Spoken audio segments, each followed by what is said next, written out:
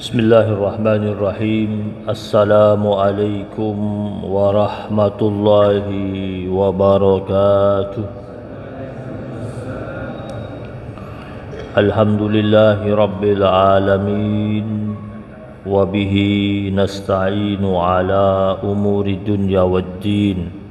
Wassalatu wassalamu ala ashrafil anbiya'i wal mursalin, Habibina wa syafi'ina wa maulana Muhammadin wa ala alihi wa ahli baitihi at-tayyibin at-tahirin wa radiyallahu ta'ala an ashabi rasulillahil mayamin al-muntajabin.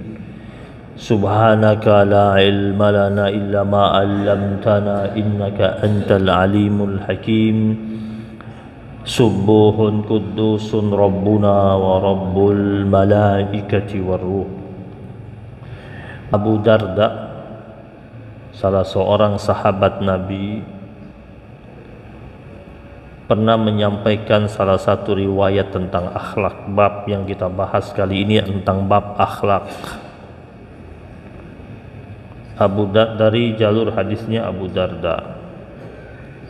Abu Darda ini sahabat Nabi yang masuk Islamnya belakangan. Dia orang Ansor. Kemudian waktu Nabi masuk Madinah, dia belum memeluk agama Islam. Dia masuk Islam setelah beberapa kali didakwahi oleh teman dekatnya yang bernama Abdullah bin Rawahah radhiyallahu taala anhu. Abu Darda seorang pedagang, orang dari Ansar, dari suku Khazraj. Sebelum dia masuk Islam, dia adalah penyembah berhala yang taat. Bahkan dia itu di rumahnya punya ruangan khusus untuk dia pakai sebagai tempat peribadatan dia. Dan ruangan itu memang ruangan spesial. Jadi dia kalau mau ibadah masuk ke ruangan itu, dan di dalam ruangan itu ada patung. Patung yang dibungkus dengan kain sutra yang halus dan ditaburi dengan wewangian yang mahal. Dia punya tokonya dia itu jual barang-barang yang banyak, termasuk wewangian yang dia jual di tokonya yang paling mahal itu dia pakai buat patungnya. Jadi sebelum berangkat ke toko biasanya dia masuk ke ruangan spesialnya itu, ya, melakukan ibadah versi dia, menyembah patungnya itu. Berkali-kali Abdullah bin Rawaha bujuk dia, teman mainnya. Abdullah bin Rawaha lebih dahulu masuk Islam. Abdullah bin Rawaha bilang, ayo ikut saya masuk Islam. Nggak mau dia. Abdullah bin Rawaha berpikir keras, gimana caranya bisa menjadikan Abu Darda masuk Islam. Suatu hari Abdullah bin Rawaha datang mengunjungi rumahnya Abu Darda. Sampai di rumah itu yang ada cuma istrinya, Ummu Darda. Dia tanya sama istrinya Abu Darda, mana suamimu? Kata istrinya Abu Darda, di pasar, lagi di toko. Tapi biasanya siang balik. Nah, kalau mau menunggu silakan tunggu, kata istrinya Abu Darda. Tungguin aja. Tungguin. Ternyata setelah itu istrinya Abu Darda kan pergi ninggalin tamu itu di ruang tamu, dia ke belakang urus rumah tangganya, urusan rumah tangga. Ini Abdullah bin Rawaha ini sebenarnya sebelum datang dia sudah siap bawa kampak. Dia bawa kampak, diumpetin di belakang. Ngapain? Mau menghancurkan patung yang disembah sama temannya ini, Abu Darda. Dia tahu Abu Darda itu punya ruangan khusus dipakai untuk beribadah. Jadi ketika istrinya Abu Darda meninggalkan Abdullah bin Rawaha sendirian, dia langsung menuju ke kamar khususnya Abu Darda. Dia masuk ke dalam. Nah, zaman itu kan nggak ada pakai kunci-kunci tuh kamar. Ya. Ya, kunci belum ditemukan kunci mungkin. Nah, gembok belum ada mungkin zaman itu. Dia dorong kamar itu, dia masuk, dorong pintunya, dia masuk, kan lihat, oh ini wangi, ruangannya wangi ruangannya. Gimana nggak wangi, ditaburin minyak wangi. Terus patung itu dibungkus dengan kain sutra mahal. Abdullah bin Rawaha keluarkan kampaknya, dia hancurin tuh patung. Kan bunyi suara bising, berisik. Istrinya Abu Darda yang lagi berada di ruangan yang lain, kok ada berisik-berisik, ada apa? Lari, dia lihat ruangan yang biasa dipakai oleh suaminya untuk beribadah. Dia masuk, udah berantakan. Itu patung, tangannya di mana, kakinya di mana, badannya di mana. Dan Abdullah bin Rawaha udah kagak ada, udah nggak ada dia. Jadi dia habis hancurin, nggak pakai pamit, main pulang aja dia. Ini teman akrabnya Abu Darda ya. Menangislah istrinya Abu Darda. Dia sambil berlutut menangis, meratapi patung yang sudah hancur berantakan itu. Teriak dia histeris. Tak lama kemudian Abu Darda datang, pulang dari toko, lihat pintu rumah terbuka, dia dengar ada tangisan istrinya, dia langsung lari menemui istrinya, dan dia kaget, ternyata istrinya berada di ruangan tempat dia biasa pakai beribadah. Dia lihat itu berantakan. Dia bilang, ada apa ini? Siapa yang berani buat seperti ini? Sambil menangis istrinya mengatakan, yaitu teman akrabmu itu. Siapa? Abdullah bin Rawaha. Kaget Abu Darda. Hah? Masa dia? Iya benar dia. Tadi dia datang, saya suruh tunggu duduk di ruang tamu. Saya tinggalin sebentar, dia masuk kau punya kamar ini, dia hancurin patung-patung ini. Kurang ajar dia, kata Abu Darda. Tunggu bagiannya nih. Langsung dia siap-siap berangkat mau pergi labrak itu. Abdullah bin Rawaha tentu emosi dong, ya, tempat ibadahnya berantakin. Sambil berjalan mau menemui Abdullah bin Rawaha, ini Abu Darda sambil berpikir, nanti kalau saya ketemu sama Abdullah bin Rawaha, terus saya tanyakan kepada dia, kenapa kau hancurkan itu patung-patung, dan kalau dia bilang sama saya, kan itu Tuhanmu, kenapa tidak bisa bela dirinya? Saya jawab apa? Ya, selama ini saya sembah itu patung, buktinya datang teman saya hancurin, kok mereka nggak ngelawan patung. Jadi patung-patung kok nggak mengadakan perlawanan. Sedangkan saya menyembahnya kan biar dia bisa mendatangkan manfaat buat saya. Ini buktinya dia dihancurin, tidak bisa bela saya. Akhirnya dia berpikir, merenung sambil jalan. Setelah ketemu dengan Abdullah bin Rawaha, beda ucapannya. Dia nggak marahin Abdullah bin Rawaha. Dia pas ketemu dia bilang begini sama Abdullah bin Rawaha, bawa saya ketemu nabimu itu. Kata Abdullah bin Rawaha, ngapain? Dia tahu nih, Abdullah bin Rawaha tahu ini orang ini kan pasti lagi kesal sama saya. Kan saya habis dari rumahnya hancurin patungnya. Sekarang dia datang temui saya, minta dibawa ketemu dengan Rasul. Untuk apa? Nggak gini, saya ingin ketemu. Kata Abdullah bin Rawaha, untuk apa dulu? Jawab. Saya ingin syahadat. Benar, kata Abdullah bin Rawaha, benar. Serius. Dibawa ketemu Nabi. Ketemu dengan Nabi dan dia mengucapkan 2 kalimat syahadat. Jadi masuk Islam itu dengan dakwahnya Abdullah bin Rawaha, dengan cara apa? Menghancurkan patung. Jadi Abdullah bin Rawaha itu sebelumnya caranya sudah halus, lembut, ajak baik-baik, nggak bisa. Jadi ada orang memang modelnya kayak begitu cara dakwahnya. Jadi kalau sekarang ada tanya, hancurin patung, emang itu Abu Darda. patungnya dihancurin sama Abdullah bin Rawaha, temannya. Dihancurin.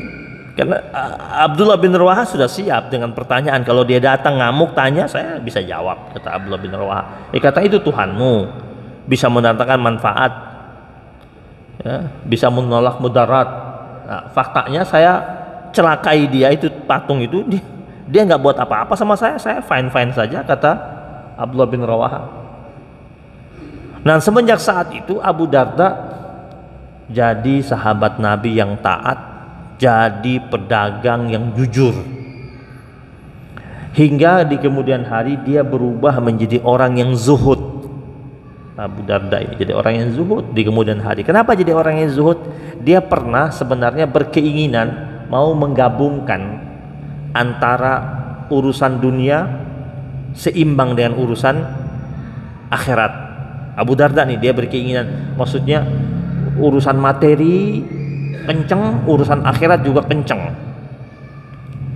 Ternyata setelah dia berusaha untuk menjalaninya nggak bisa, dia harus pilih salah satu, hingga akhirnya Abu Darda itu di kemudian hari dia meninggalkan urusan dunianya. Dia menjadi orang yang zuhud, hidup sederhana, ya. Sampai teman-temannya pernah tanya sama Abu Darda, wahai Abu Darda, kenapa sekarang ini kami lihat engkau itu terkesan seakan-akan benci sama dunia? Kata Abu Darda, bukan, saya bukan benci, saya hanya menjaga jarak dari dunia. Kita tidak akan pernah bisa benci dunia, itu anugerah Allah, karunia Allah, hanya jaga jarak. Kenapa jaga jarak? Kata Abu Darda, saya khawatir dengan dua pertanyaan nanti kalau saya banyak harta. Min aina iktasabah wa fima anfaqah. Karena ada hadis Nabi yang mengatakan nanti di hari akhir salah satu bentuk pertanyaan, yaitu pertanyaan tentang harta. Dan pertanyaan tentang harta itu dua pertanyaan, bagaimana cara dapatnya, lalu bagaimana cara mengeluarkannya.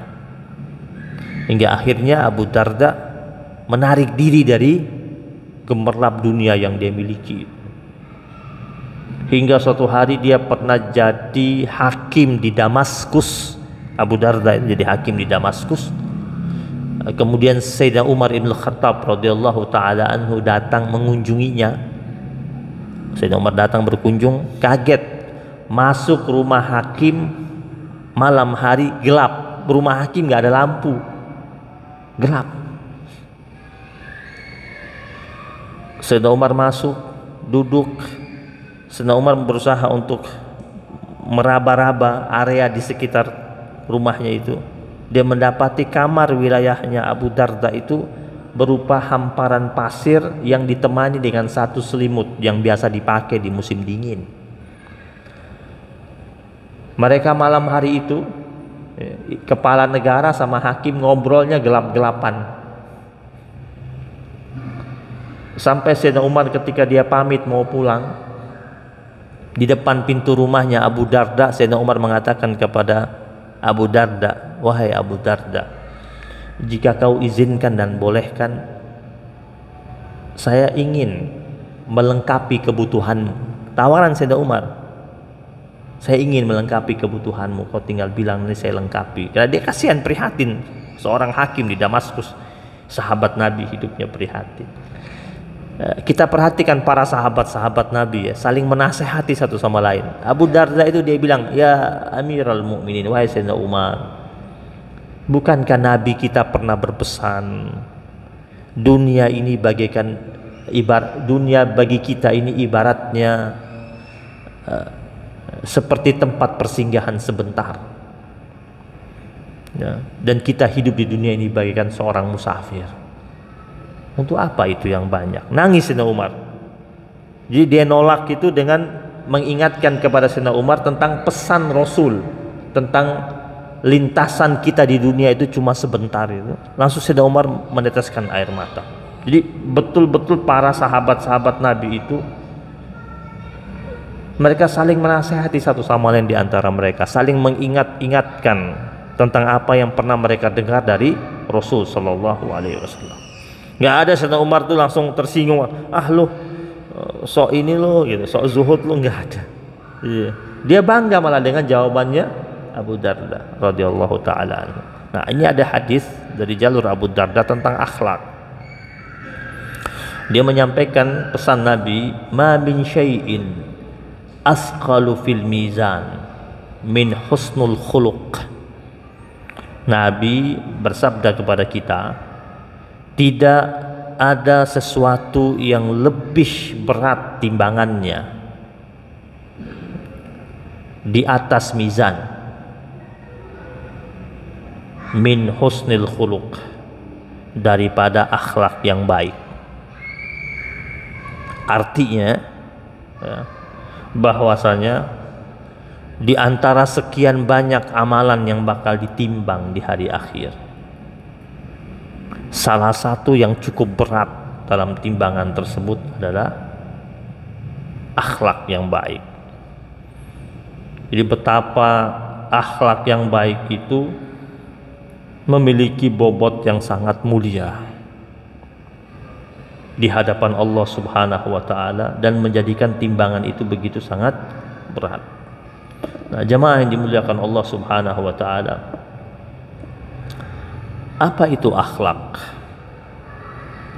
Akhlak ini merupakan kumpulan perilaku, kumpulan sifat-sifat yang melekat pada diri seseorang, yang akhirnya di kemudian hari mencerminkan tentang kepribadiannya dan moralitasnya.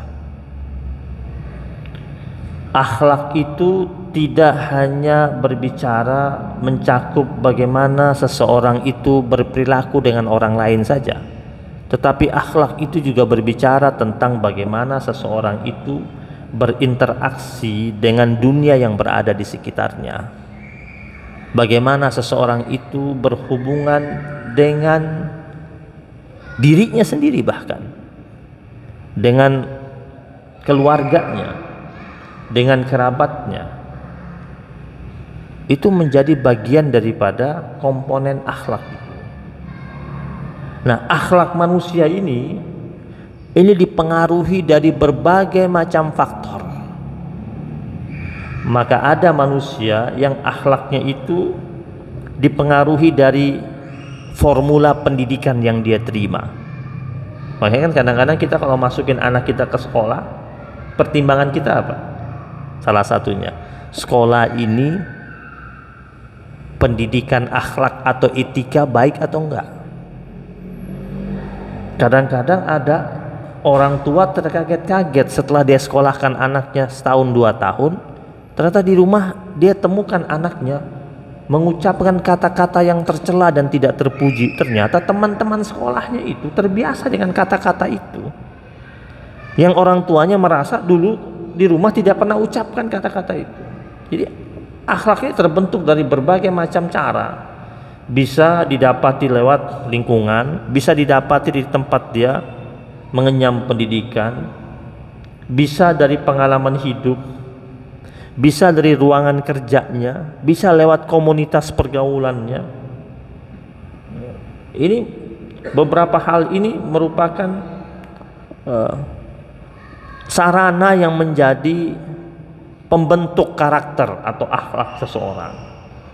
Nah, akhlak yang baik ini, akhlak yang terpuji ini merupakan kunci utama dalam menjalani kehidupan yang harmoni, kehidupan yang penuh dengan kedamaian. Kita lihat sekarang ini, alam raya ini, dunia ini carut marut, penyebabnya apa? Akhlak kok, nggak ada yang lain kok. Perang antara negara, apa sih sebab? Akhlak kok. Ribut antara organisasi, antara partai, gara-gara apa? Akhlak kok. Saling jegal menjegal, saling mengata-ngatai di atas podium atau mengata-ngatai di media sosial. Apa itu? Akhlak. Ya. Rasul sallallahu alaihi wasallam itu Allah Subhanahu wa taala tegaskan tentang nabi yang memiliki formula akhlak yang begitu mulia ketika Allah Subhanahu wa taala turunkan firman Allah Subhanahu wa taala dalam surat Al-Qalam, Nun wal qalami wa ma yasturun ma anta bi ni'mati rabbika bimajnun wa inna laka la ajran ghairu mamnun wa innaka la ala khuluqin azim. Pada ayat yang keempat itu Allah katakan wa innaka la ala khuluqin azim. Allah Subhanahu wa taala menegaskan tentang pribadi Nabi Muhammad sallallahu alaihi wasallam yang memiliki budi pekerti yang amat sangat luhur. Tentu kalau nabi kan spesial karena yang bentuk nabi ini Allah. Kita sebagai umatnya ini bertugas mengambil, mengcopy paste dari nabi walaupun tidak akan bisa persis seperti Rasulullah sallallahu alaihi wasallam. Tapi surat Al-Qalam ini menjelaskan kepada kita betapa Rasul sallallahu alaihi wasallam memiliki ketinggian akhlak yang amat sangat agung dan mulia tersebut.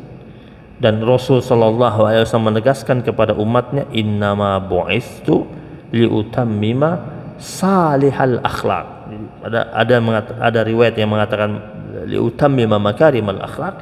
Redaksi lain mengatakan innama bu'istu liutammima salihal akhlak. Sesungguhnya aku itu diutus untuk menyempurnakan akhlak yang baik.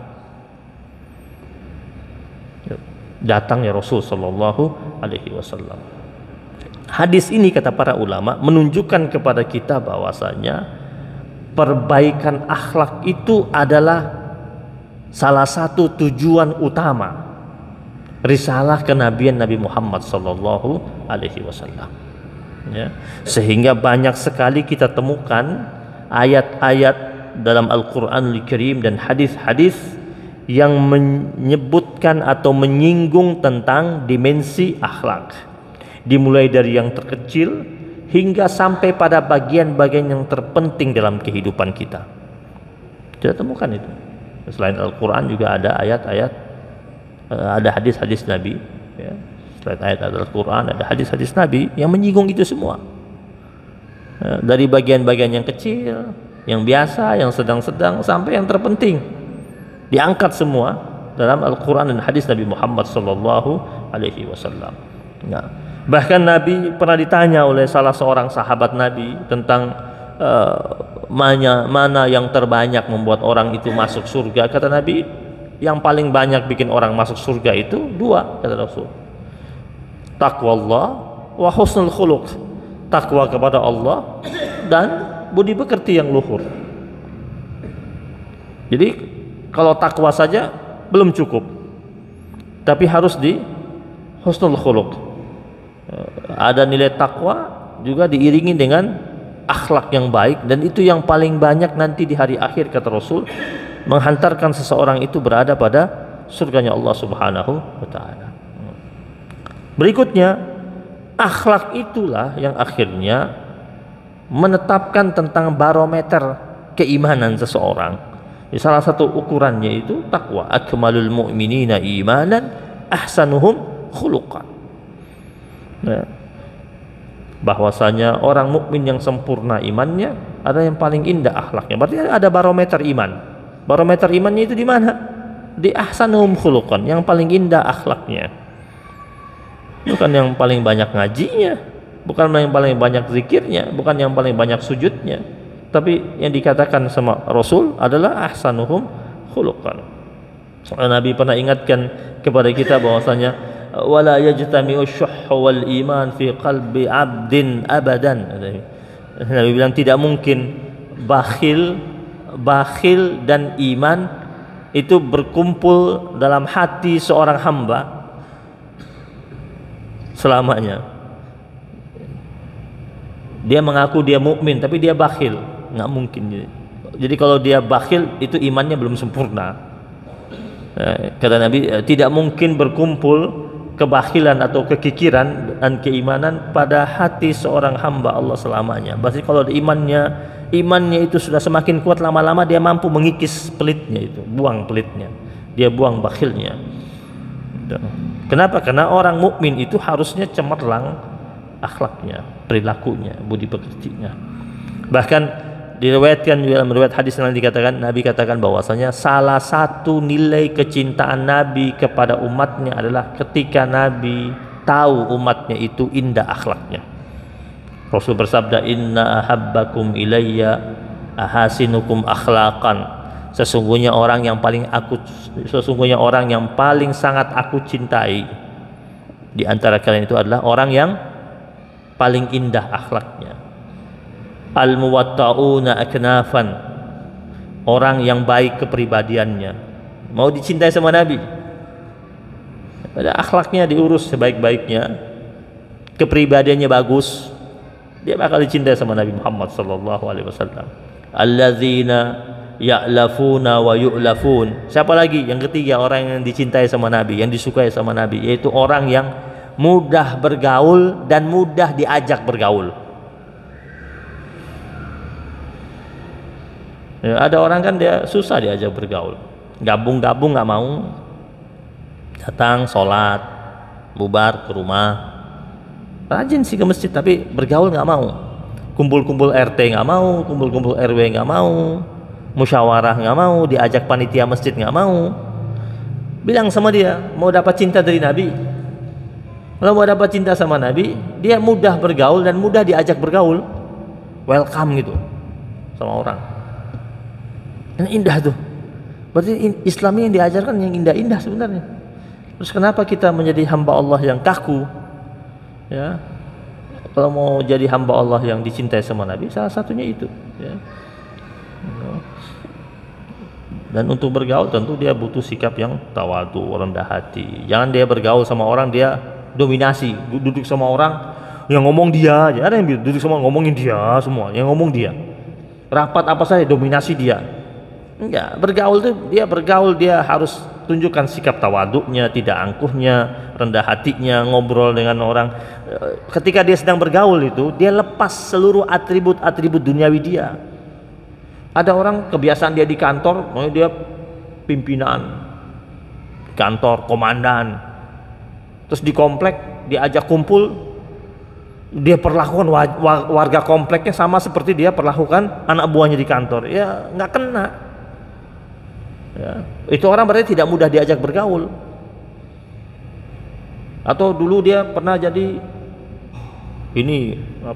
komandan perang, ya, jenderal bintang 3, udah pensiun. Setelah pensiun ditunjuk jadi ketua DKM masjid, ketua DKM. Dia terima, terus dia berlakukan di masjid aturannya seperti aturan waktu dia masih dinas. Nggak kena ya. Jadi di masjid aturannya seperti ketika dia dulu masih dinas. Dia ketua DKM terus dia bilang, dulu saya tuh begini nggak masuk. Dia harus sesuaikan dengan kondisi masyarakatnya. Dia pelajari, ini orang di komplek ini modelnya seperti apa, kejiwaannya seperti apa, tatanan psikologinya seperti apa. Nah, dia tinggalkan tuh ya, apa yang menjadi tradisi-tradisi dia yang dahulu itu. Kenapa? Dia sudah berada pada lingkungan yang berbeda. Nah, itu kalau dia mau jadi yang dicintai sama Rasulullah Sallallahu Alaihi Wasallam. Nabi itu, ini Nabi Rasul ya, Rasul yang orang ketemu Nabi itu langsung terpukau. Nabi itu ya, punya kewibawaan, hadir wibawanya itu. Lihat wajah Nabi itu wibawa. Sahabat-sahabat Nabi kalau duduk sama Nabi itu lebih banyak tertunduk ketimbang lihat wajah Nabi. Ada riwayat dari Uqbah bin Amir radhiyallahu taala anhu. Kata Uqbah bin Amir, suatu hari pernah ada seorang pemuda datang jumpa Nabi. Ya, kata Uqbah bin Amir, waktu datang jumpa Nabi itu pemuda ketika pas berpapasan dengan Nabi, ketemu dengan Nabi, ada yang mau dia bicarakan, belum bicara udah gemetar dia. Gemetar. Mukanya pucat, terus keringat dingin. Rasul Sallallahu Alaihi Wasallam pada waktu itu langsung menenangkan pemuda tersebut. Nabi katakan, hawwin alaik. Nabi itu, hawwin alaik. Tenang saja, kata Nabi. Kalau kita kan kadang-kadang ada orang ketemu sama kita, terus dia segan sama kita, kikuk sama kita, ya, bicaranya gemetar, kita bangga tuh, oh segan sama gue gitu, ya, kita merasa tersanjung nih, berarti ada orang yang segan sama kita. Atau bahkan kita nanti orang itu pergi, kita bilang, tuh lihat tuh, sama gue aja dia segan. Nabi nggak begitu.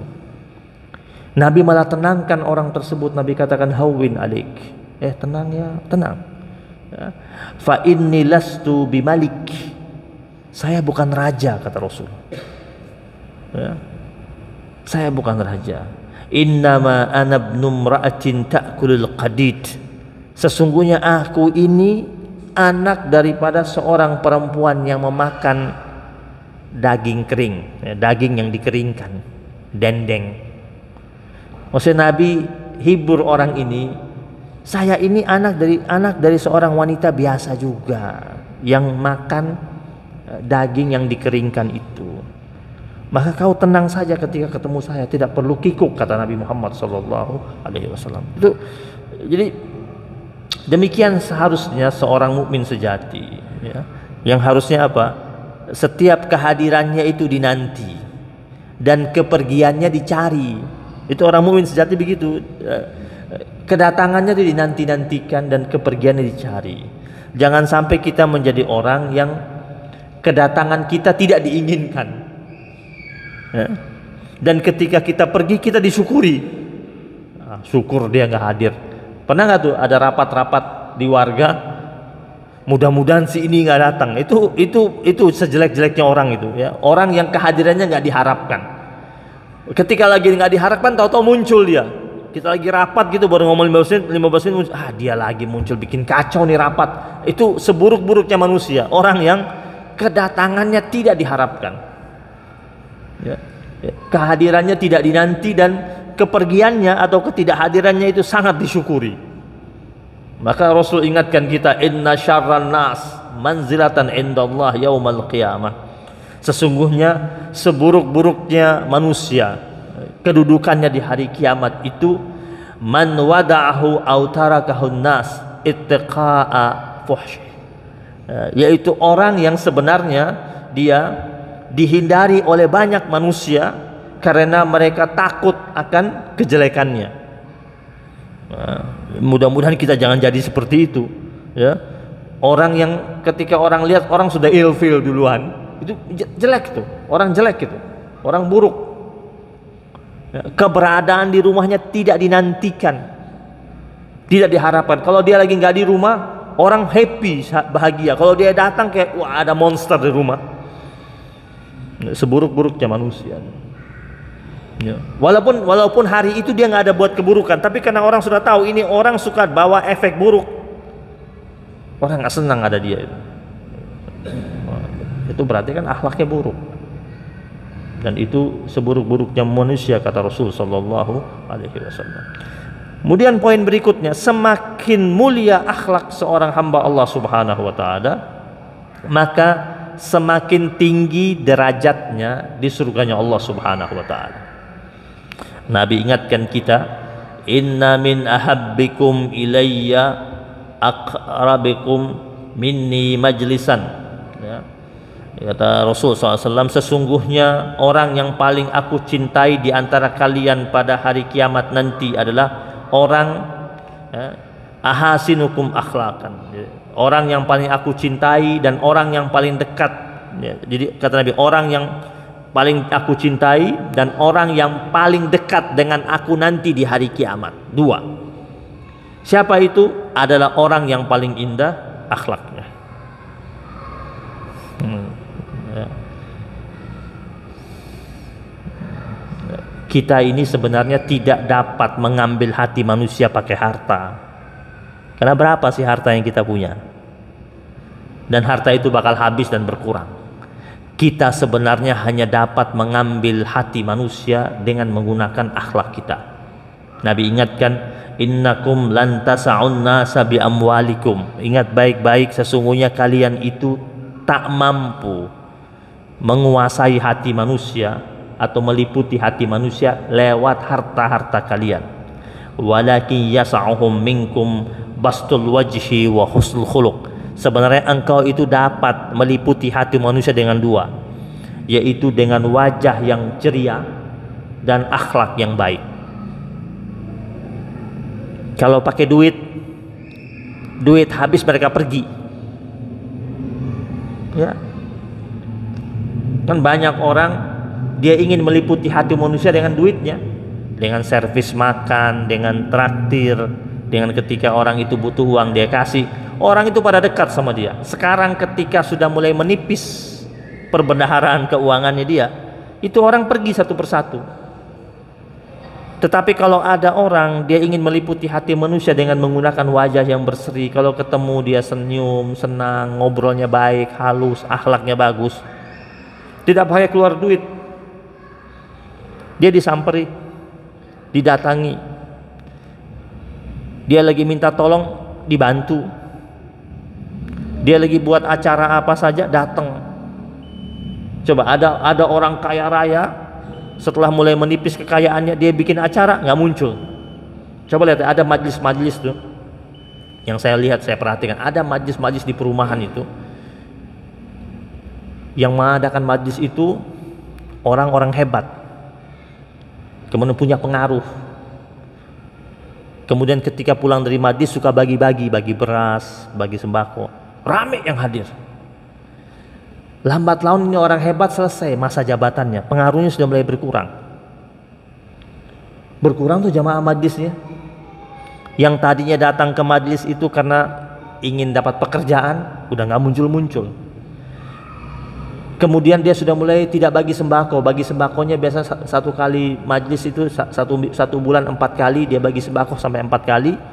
Sekarang 1 bulan cuma sekali baru bagi sembako. Berkurang yang datang. Jamaahnya yang tadi 300 berkurang cuma tinggal 70 orang. Yang 70 orang itu jamaah yang hakiki itu. Yang lain karena sudah tidak ada bagi duit, tidak ada bagi sembako. Kemudian dilihat lagi yang datang dulu tuh datang ada keperluan, mungkin proyek dan sebagainya. Lihat ini sekarang sudah tidak punya jabatan, udah nggak muncul. Udah nggak muncul. Makanya Nabi bilang, kalian tidak akan dapat meliputi hati manusia dengan menggunakan harta kalian. Karena kecintaan manusia sama kita karena harta yang kita punya, itu dia fana, tidak abadi dia. Kita hanya dapat meliputi hati manusia dengan wajah kita yang berseri dan akhlak kita yang baik. Nah, dengan dua hal tersebut, maka orang akan sayang sama kita, suka sama kita, cinta sama kita, hormat sama kita, karena dua hal ini. Orang datang dengan keikhlasan jiwanya, kesenangan hatinya, berdasarkan nilai akhlak yang kita hadirkan. Jamaah yang dirahmati Allah SWT, saya sempurnakan ya ini ya. Rasul Shallallahu Alaihi Wasallam menjelaskan bahwasanya sebenarnya dalam diri manusia itu ada akhlak yang memang anugerah Allah. Jadi ada orang itu akhlak yang dia miliki itu watak asli. Bersyukur kalau ada orang akhlak baik yang dia punya itu watak asli. Jadi kalau kita ada teman kita itu orangnya sabar banget, terus kita bilang, ih kalau saya itu nggak bakal sekuat dia, bisa jadi teman kita itu memang watak aslinya. Ada yang akhlaknya itu muktasab, maksud akhlak mulianya itu dia harus usaha menciptakan akhlak mulia. Jadi ada memang watak aslinya itu sudah Allah anugerahi dia punya akhlak baik. Jadi ditempa kayak apapun, ditimpa cobaan kayak apapun, tetap kuat dia. Ya, watak asli. Ya, ada riwayat hadisnya, ada salah seorang sahabat Nabi namanya Ashaj, Al-Ashaj.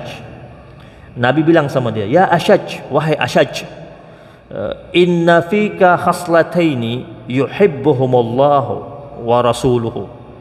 Kata Nabi, saya melihat sesungguhnya dalam diri engkau itu ada dua perangai yang membuat Allah dan Rasulnya suka, cinta sama engkau, yaitu al-hilmu wal anat, yaitu kecerdasan dan ketenangan dalam bersikap.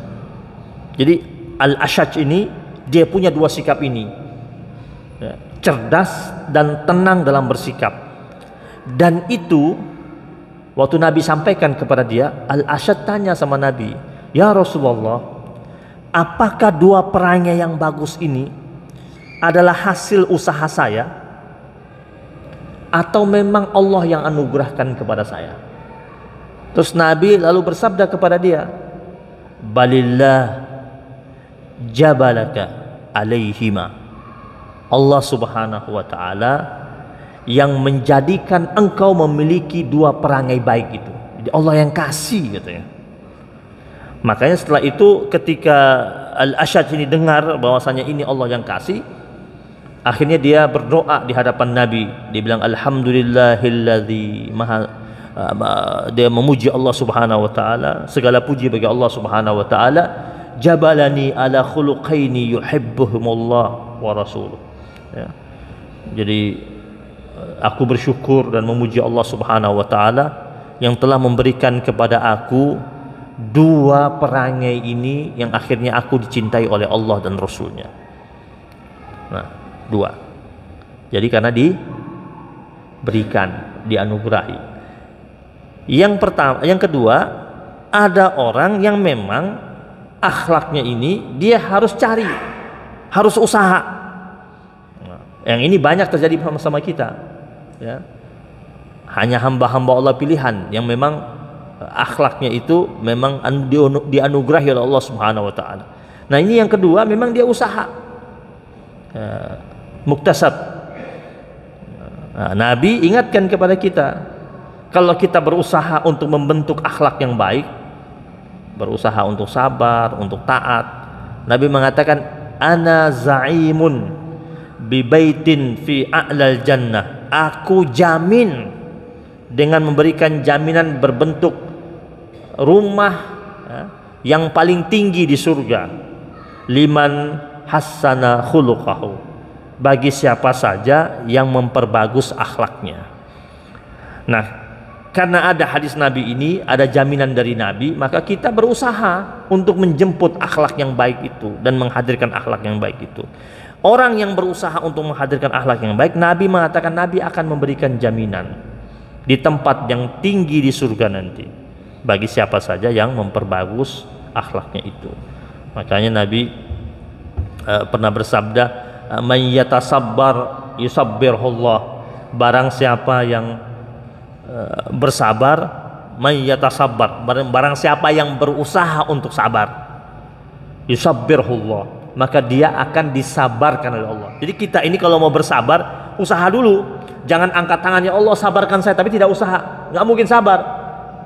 Ya, jadi kita usaha untuk meniti jalan kesabaran, baru angkat tangan doa, baru Allah kasih sabar. Pengen akhlak yang baik, tidak menjadi akhlak yang tercela dalam kehidupan kita, ada doanya Nabi ajarkan kepada kita, hadisun sahih, Allahumma inni a'udzubika min munkaratil akhlaq wal a'mal wal ahwa. Baca itu terus, Allahumma inni a'udzubika min munkaratil akhlaq wal a'mal wal ahwa. Ya Allah, aku berlindung padamu dari akhlak-akhlak yang tercela, amal-amal yang buruk, dan hawa nafsu yang jelek. Tiga ini baca terus, minta sama Allah, diajarkan sama Rasulullah SAW, Allahumma inni a'udzubika min munkaratil akhlaq wal a'mal wal ahwa. Diamalkan setiap kali selesai sholat agar kita senantiasa memiliki akhlak yang baik, yang cemerlang, yang indah di hadapan Allah dan di hadapan umatnya Nabi Muhammad sallallahu alaihi wasallam. Rabbana taqabbal minna innaka antas samiul alim wa tub alaina ya maulana innaka antat tawwabur rahim.